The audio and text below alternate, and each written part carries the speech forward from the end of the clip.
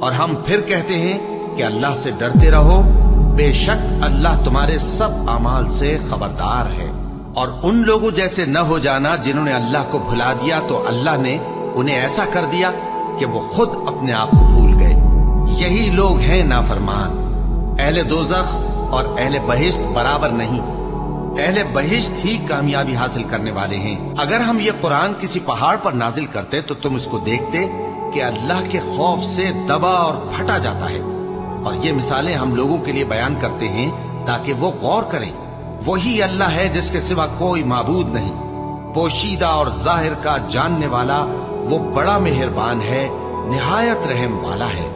وہی اللہ ہے جس کے سوا کوئی عبادت کے لائق نہیں، بادشاہ حقیقی، ہر عیب سے پاک، سلامتی دینے والا، امن دینے والا، نگہبان، غالب، زبردست، بڑائی والا۔